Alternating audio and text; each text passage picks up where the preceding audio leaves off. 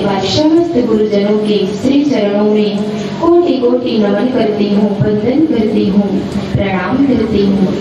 गुरु चरण कमल की वंदना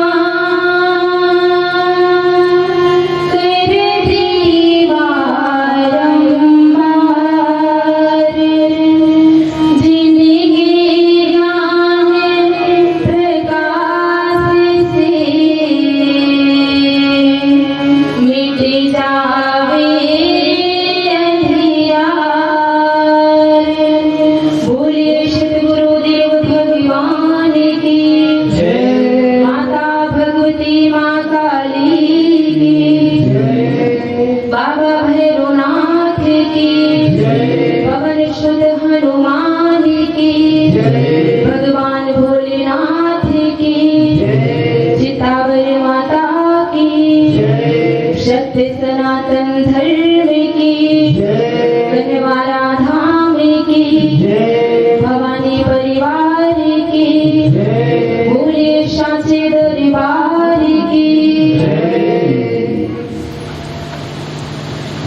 सर्वप्रथम कन्हवारा धाम की पावन भूमि पर विराजमान माता भगवती माँ काली एवं मंच पर विराजमान परम पूज्य सतगुरुदेव जी महाराज के श्री चरणों में कोटि कोटि नमन करती हूँ, वंदन करती हूँ, प्रणाम करती हूँ।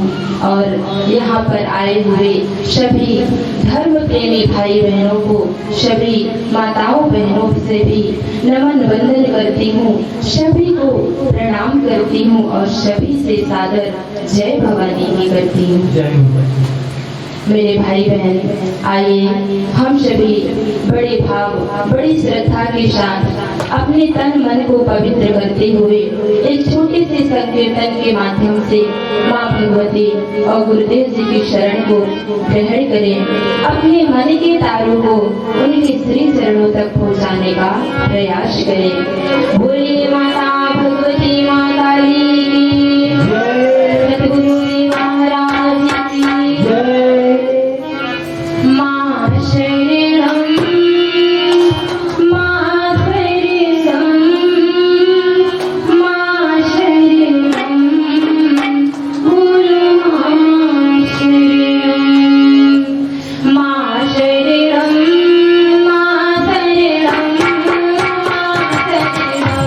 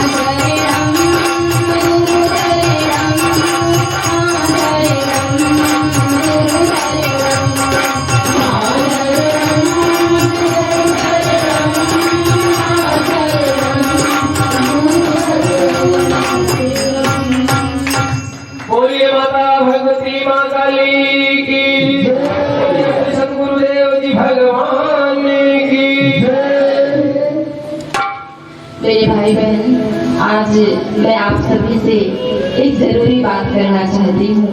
यदि आप सब मेरी उस जरूरी बात को सुनना चाहते हैं तो सभी अपने दोनों हाथों को ऊपर उठाते हुए बड़े भाव से जय भवानी बोलेंगे, तो मुझे लगेगा कि आप सब हमारी बातों को श्रवण करना चाहते हैं। तो सभी दोनों हाथों को ऊपर उठाइए और बड़े भाव से बोलिए, जय भवानी, जय भवानी, बोलिए माता भगवती माँ काली की, काली की, गुरुदेव महाराज की।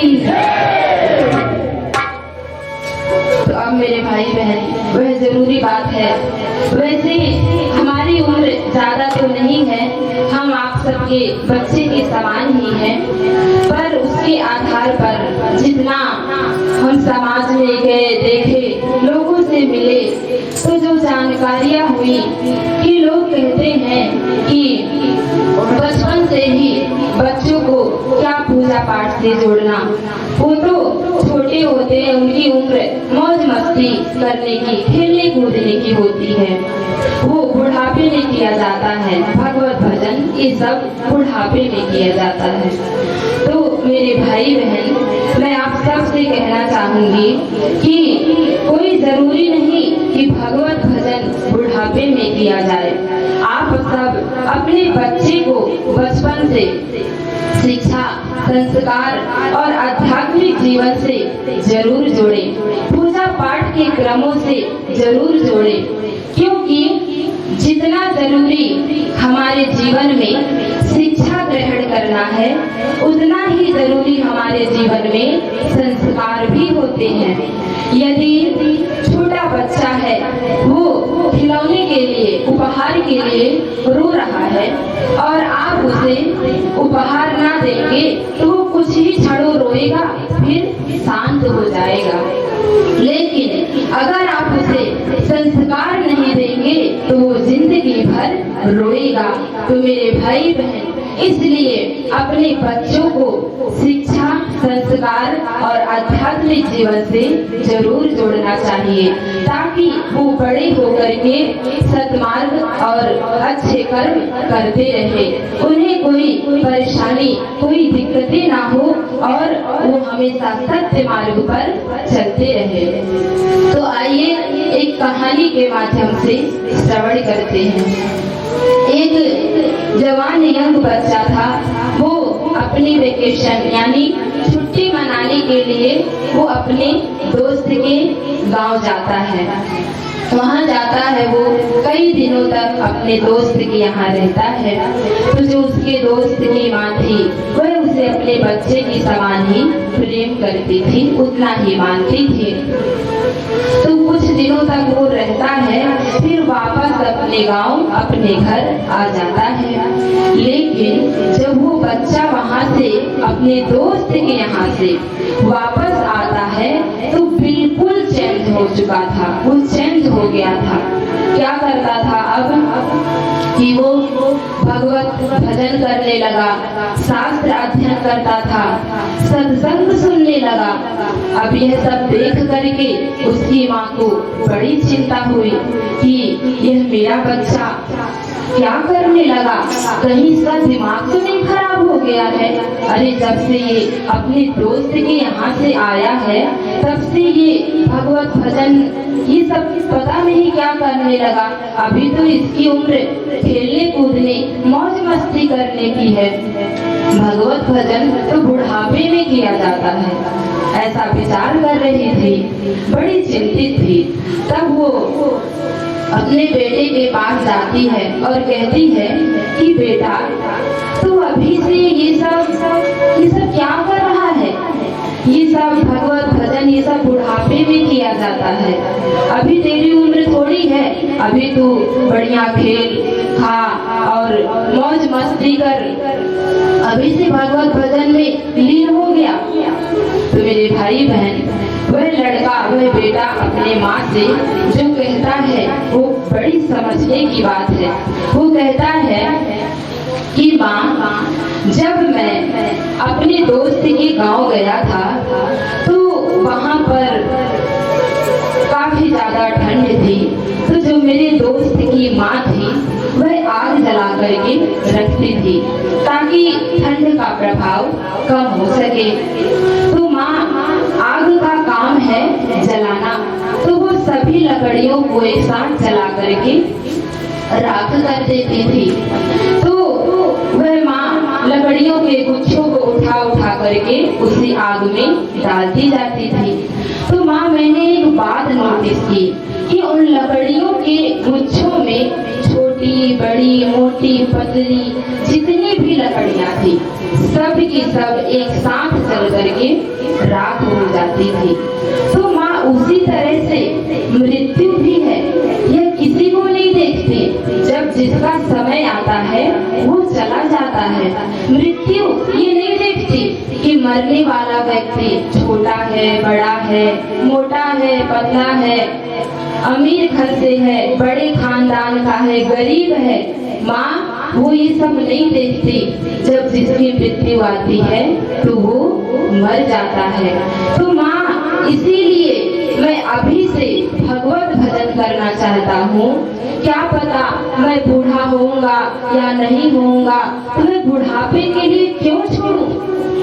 पता नहीं मैं बूढ़ा होऊंगा या कब चला जाऊं, तो इसीलिए मैं अभी से भगवत भजन करना चाहता हूँ माँ, ताकि जब भी मैं भगवान के पास जाऊं तो उनको अपना मुख दिखा सकूं कि मैं भी कुछ सत्कर्म कुछ पुण्य का काम करके आया हूँ। तो मेरे भाई बहन उसकी माँ को समझ में आ जाता है, वह कहती है कि बेटा तू बिल्कुल सत्य कह रहा है कि भगवत भजन जरूरी नहीं है कि बुढ़ापे में किया जाए, बचपन से ही करना चाहिए।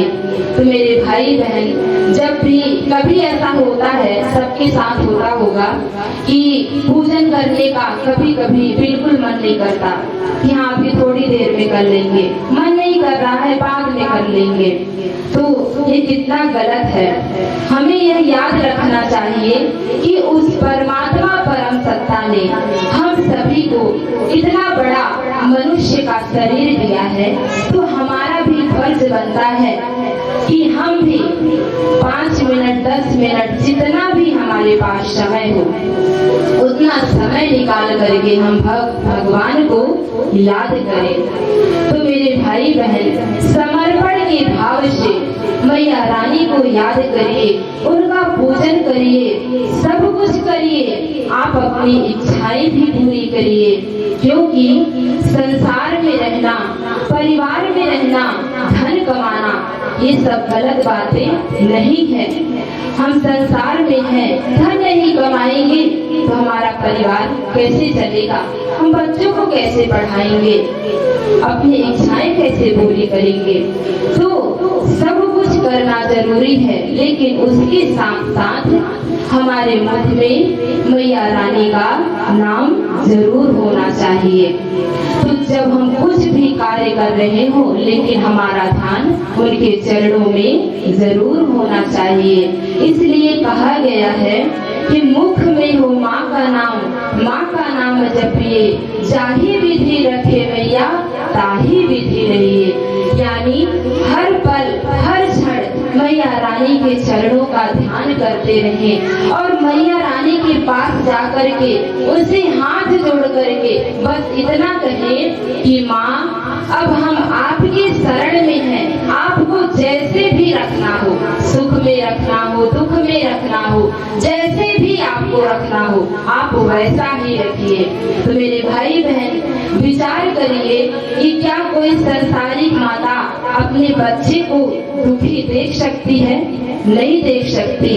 तो वो जब संसारिक माँ अपने बच्चे को दुखी नहीं देख सकती तो फिर तो वो जगत की माँ है, ब्रह्मांड की जननी है, वो तो माताओं की भी माता है, तो वो अपने बच्चे को दुखी कैसे देख सकती है। तो इसलिए सिर्फ और सिर्फ समर्पण के भाव से, पूर्ण श्रद्धा विश्वास और समर्पण के भाव से मैया रानी का पूजन कीजिए, तो निश्चित ही आप सबके दुखों का अंत हो जाएगा और दुख की घड़ी भी ऐसे बीत जाएगी, सुख में परिवर्तित हो जाएगी कि आप सबको पता भी नहीं चलेगा। तो इसलिए कहना चाहती हूँ कि माँ का नाम, माँ का नाम, माँ का नाम जपिए, जाहि विधि रखे मैया ताहि विधि रखे। माँ का नाम, माँ का नाम, माँ का नाम जपिए, जाहि विधि रखे मैया ताहि विधि रखे।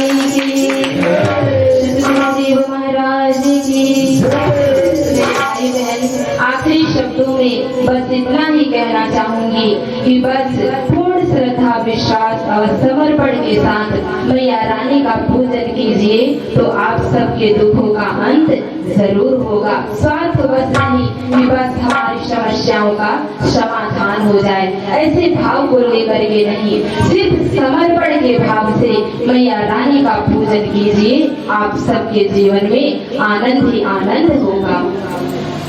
तो कहना चाहूंगी एक भजनों के माध्यम से कि बिन पिए नशा हो जाता है जब सूरत देखो मैया की। तो नशा कौन कौन करता है? जितने यहाँ बैठे हैं कोई नशा करता है इनमें से? चलिए, बड़ी अच्छी बात है। तो हम भी नशा करते हैं। कौन सा नशा? भक्ति का नशा। अरे ऐसा नशा किस काम का जो रात को पिए सुबह उतर जाए। अरे ऐसा नशा कीजिए जिससे जीवन सुधर जाए।